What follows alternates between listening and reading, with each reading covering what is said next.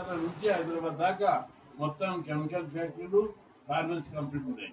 ఈ ethanol factory అనేది chemical కాదు, ఫార్మసీ కాదు.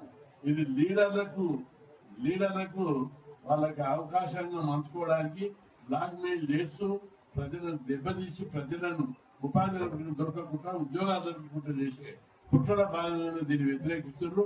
ప్రజలందరూ యువకులందరూ అర్థం చేసుకోవాలి, రెచ్చిపోవద్దు. ఈ ఫ్యాక్టరీ వల్ల నష్టం ఏముంది? ఇది company chemical company, pharmacy company, విషగాలు వస్తాయా? దీనివల్ల నష్టం ఏంటి అనేది అర్థం చేసుకోవాలని చెప్పి ప్రజలకు విజ్ఞప్తి చేస్తున్నా.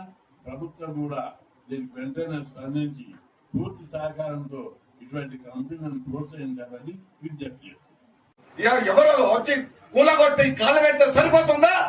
అయినా కానీ దానికి ఎదురు తీయడానికి సిద్ధంగా బీసీ బిడ్డలు పరిశ్రమలతో ముందుకెళ్ళడానికి సిద్ధంగా ఉండాలని చెప్పి మీ అందరికీ వెన్నుముకలా ఉండడానికి ఆకర్షణ ఉందని చెప్పి కూడా గుర్తు చేస్తూ ఇలాంటి పరిశ్రమలను ఇంకా ఎన్నైనా స్థాపించడానికి మీరు మేల్కొల్పు ఉండాలని చెప్పి నేను పిలుపునిస్తూ మరి బిడ్డ అడ్డంగా వందరొట్టడానికి కూడా సిద్ధంగా ఉన్నామని చెప్పి హెచ్చరిస్తున్నా.